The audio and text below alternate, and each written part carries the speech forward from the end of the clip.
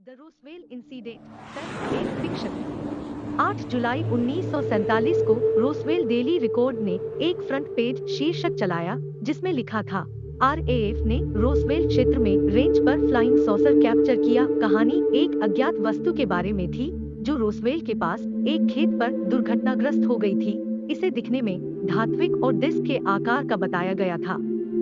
Roswell में वास्तव में क्या हुआ, इसके बारे में बहुत सारे सिद्धांत हैं।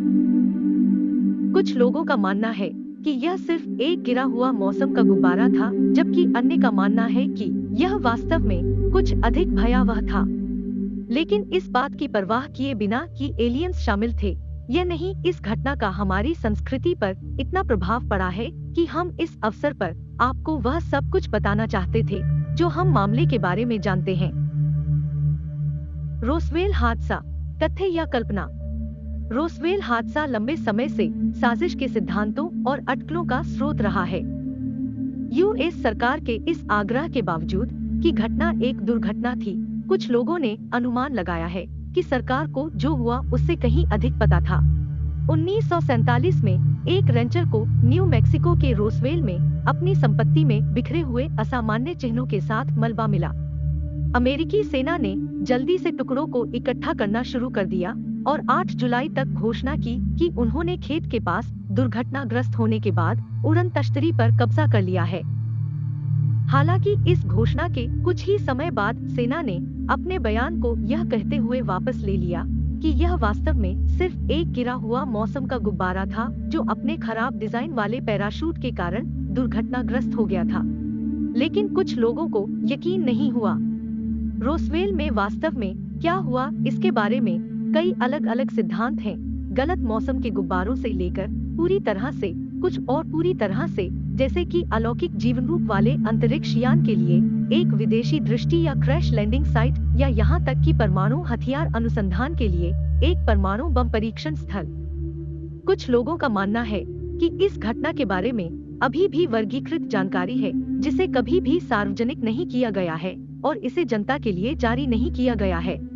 दूसरों का मानना है कि जो कुछ भी हुआ उसमें वास्तव में एलियंस शामिल थे और उस समय यूएफओ एक गुप्त सैन्य कार्यक्रम का हिस्सा थे जो उड़न तश्तरियों की कहानियों को असली दिखाकर उन्हें खत्म करने की कोशिश कर रहा था, ताकि वे अपने आसपास की सभी सूचनाओं को नियंत्रित कर सकें, जो समझाएगा क्यों उन्होंने एक दिन बाद ही उड़न तश्तरी पर कब्जा करने के अपने मूल बयान को वापस ले लिया। निश्चित तौर पर कोई नहीं जानता है।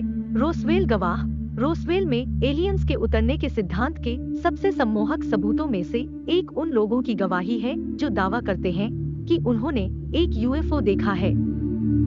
2 जुलाई 1947 को अखबार की कहानी प्रकाशित होने के 2 दिन पहले new Mexico highway patrolman Loni Zamora ने एक उड़ने वाली वस्तु देखी जिसे उन्होंने आकार में तश्तरी की तरह और लगभग 50 फीट व्यास के रूप में वर्णित किया। उन्होंने यह भी कहा कि इसने रैकेट या भंवर ध्वनि बनाई। अगले दिन 3 जुलाई को हॉवर्ड रोबार्ड और उनकी पत्नी विल्मा कोरोना के पास गाड़ी चला रहे थे कि उन्होंने आसमान में एक बड़ी वस्तु को मंडराते देखा। उन्होंने इसे लगभग 150 फीट चौड़ा और अंडाकार के आकार का बताया।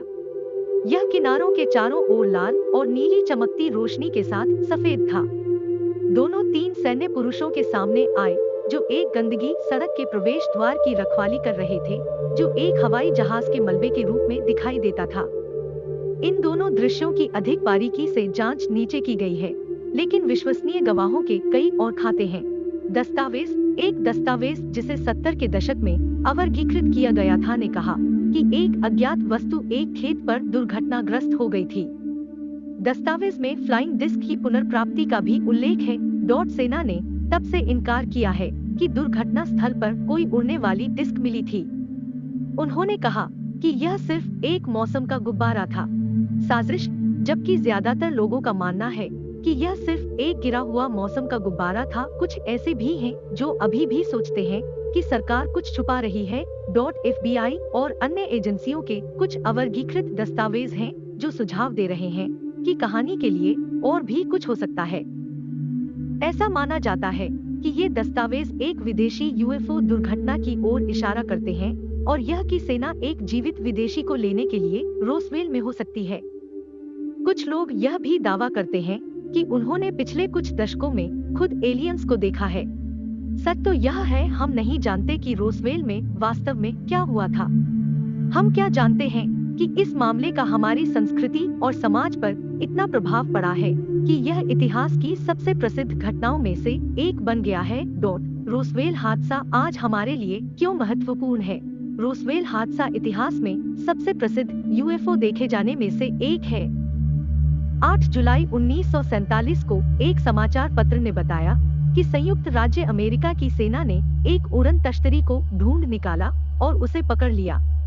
इस दावे को बाद में सेना ने वापस ले लिया, जिन्होंने कहा कि यह सिर्फ एक गिरा हुआ मौसम का गुब्बारा था।